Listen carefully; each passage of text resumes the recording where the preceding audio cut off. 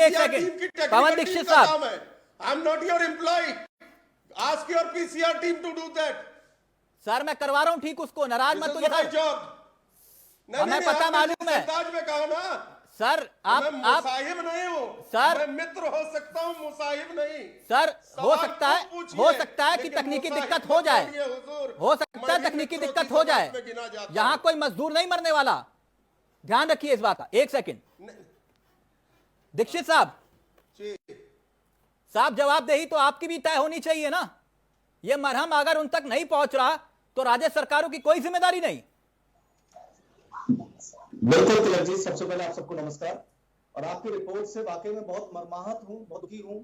पिछले कई दिनों से इस तरह की रिपोर्ट्स आ रही हैं और मैं किसी भी राजनीतिक ग्रुप आपको नहीं कहूंगा, राज्य सरकार अपना कार्य कर रही है, चाहे उत्तर प्रदेश हो, बिहार हो या महाराष्ट्र हो या कोई भी हो, मैं उस चीज में नहीं जाना चाहूंगा। सबसे बड़ी समस्या यह है कि आज की डेट में जो पैकेज के नाम पर बातें हो रही है वो सेंट्रल गवर्नमेंट के द्वारा हो रही है। क्वेश्चन आज ये है कि सेंट्रल गवर्नमेंट क्या कर रही है। पलायन करने वाले हर एक राज्य में, नॉर्थ इंडिया स्पेशली, सारी जगह पे लोग बहुत ज्यादा ग्रस्त हैं। ये कॉमन तरीके से रिस्पॉन्सिबिलिटी आती है केंद्र सरकार की। केंद्र सरकार उनके लिए क्या कर रही है। बहुत सारी दोहे, बहुत सारी कहावतें कही गई। सबसे बड़ी बात है, मैं भी एक छोटी सी कहावत कहता हूं, छोटा चना और बाजेगा ना, वही सब कुछ हो रहा है।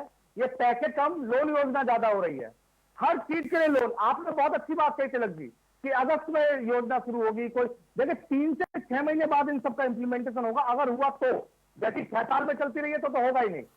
उससे पहले क्या, आज पलायनकर्ताओं की इतनी ज्यादा स्थिति खराब है, वहां पर क्या केंद्र सरकार के द्वारा सुविधाएं मिल रही हैं।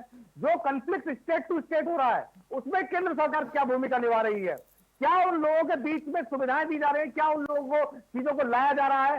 कितनी सारी चीजें हो रही है। टिकट, रेलवे के टिकट की कंफ्यूजन है कि हम दे रहे हैं कि वो दे रहे हैं, नहीं दे रहे हैं। मेरे पास पिछले 2 दिनों का 40 लोगों का कॉल आया जिनकी अभी तक कोई सुविधा उनको नहीं मिल पाई है। मैं एक छोटा सा कार्य करता हूँ, एक छोटा सा नागरिक हूँ, जब मुद्दे से इंसान पर ये सब बात है। पूरी जी शांत रहिए, मैं आपकी बात को नहीं बोल रहा हूँ। पूरी जी बिल्कुल शांत रहिए, बिल्कुल शांत रहिए। आपको सुनना पड़ेगा और आप नौकर हैं।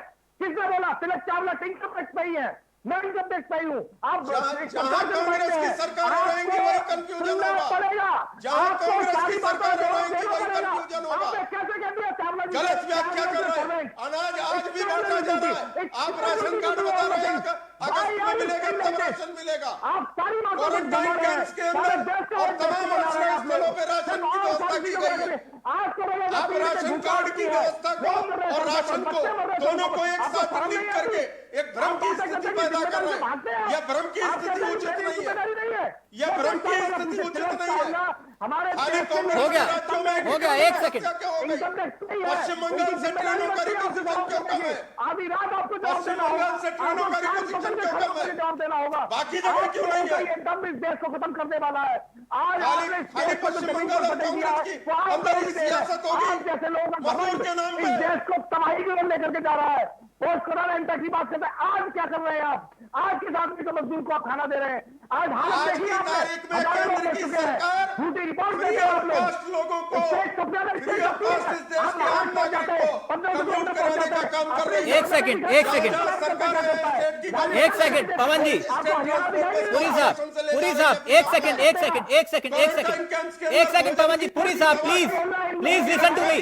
एक सेकंड पुरी साहब, सरकारों को दी गई है। एक सेकंड, ऑडियो सबका नीचे, ऑडियो सबका नीचे, पुरी साहब का भी ऑडियो नीचे, पवन जी आपका भी ऑडियो नीचे हो गया। एक सेकंड आराम से। आप दोनों बहुत सम्मानित हैं और मुझे जहां तक उम्मीद है आप लोगों की काबिलियत के हिसाब से मुझे मालूम है आप अलग अलग चैनल्स की डिबेट्स में बैठते हैं।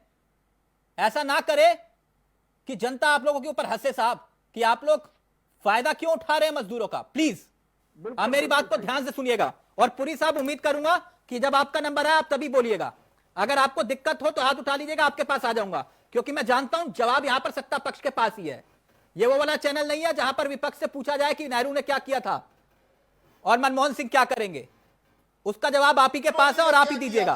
हम इसके लिए तैयार हैं। हाँ तो सर दीजिएगा जवाब, रुक जाइए अभी। पवन दीक्षित मेरे को एक बात बताइए, आपने कहा कि आप लोग मजदूरों के हित में काम कर रहे हैं। आज बीजेपी ने एक लिस्ट जारी की, ये बीजेपी की लिस्ट है, ये मेरी लिस्ट नहीं है, मैं वही पढ़ के आपको बता रहा हूं। उन्होंने कहा कि पश्चिम बंगाल की सरकार ने सिर्फ 9 ट्रेनें चलाने की इजाजत दी, छत्तीसगढ़ की सरकार ने 10 ट्रेनें चलाने की इजाजत दी, झारखंड की सरकार ने 48 ट्रेनें चलाने की परमिशन दी और योगी सरकार ने 487 ट्रेनें चलाई। बिहार की सरकार ने 288 ट्रेनें चलाई। आपकी सरकारें इजाजत क्यों नहीं दे रही? अगर मजदूरों का इतना दर्द है तो जवाब दीजिए। देखिए बहुत सिंपल सी बात है, लगती है आप बहुत प्रमुख पत्रकार हैं और मैं बहुत सम्मान व्यक्तिगत रूप से करता हूँ और मैं माफी चाहूंगा कि जो हमारे बीच में होगी पूरी चीज को सुनना पड़ेगा और मैं बोलूंगा और पुरी जी बोलेंगे तो मैं सुनूंगा उस बात को। देखिए बहुत सिंपल सी बात है, आप जनसंख्या के आधार पर भी आप देख लीजिए झारखंड और छत्तीसगढ़ की क्या पॉपुलेशन है और बिहार और यूपी की क्या पॉपुलेशन है। पूरे देश में आप इस चीज को समझ सकते हैं कि सबसे ज्यादा मजदूर किस स्टेट्स का है पूरे इंडिया में। शायद छत्तीसगढ़ के बहुत ज्यादा नहीं सुने होंगे आपने, राजस्थान के बहुत ज्यादा नहीं सुने होंगे। और 15 दिन पहले खुद सोरेन जी ने, झारखंड के मुख्यमंत्री जी ने ट्रेन के लिए बोला था और उनके इंटरव्यू सारी जगह पे आए थे। लेकिन मैं इस चीज में नहीं पढ़ना चाहता, कम ज्यादा मैंने शुरुआत में ये बात बोली कि राज्य सरकार अपना कार्य कर रही है और उसको सबसे ज्यादा संबल देने की जरूरत है केंद्र सरकार को।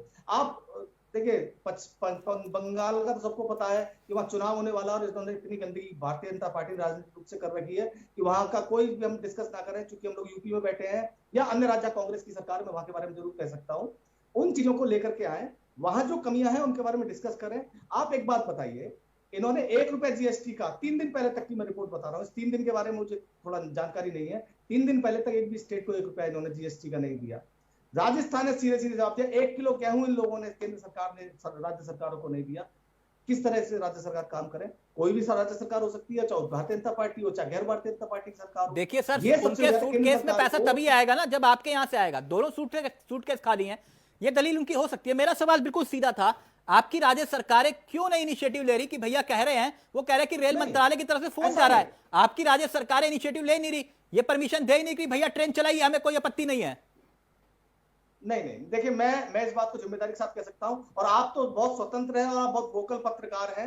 आप स्वयं किसी भी राज्य सरकार को डायरेक्ट फोन कर सकते हैं, किसी संबंधित अधिकारी को फोन कर सकते हैं, ऑफिशियल उनसे स्टेटमेंट ले सकते हैं। ऐसा कहीं नहीं है।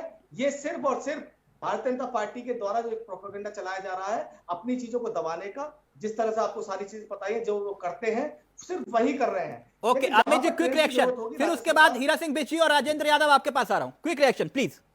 एक लाइन की बात है, रेलवे बोर्ड की वेबसाइट पे रिक्विजिशन ऑफ स्टेट्स को क्लिक करके देखिए, आपको ऑनलाइन मिलेगा। और मैं कहता हूं जिन राज्य सरकारों पे आरोप है वो रिक्विजिशन के लेटर भेज दे चैनलों में कि हमने इतने दिन पहले रेलवे बोर्ड को भेजा, ये ट्रेन नहीं दे रहे, मैं सिर झुका के माफी मांग लूंगा। लेकिन अगर सत्य नहीं है तो सत्य का सामना करो। जवाब है प्रमाण की जरूरत नहीं होती।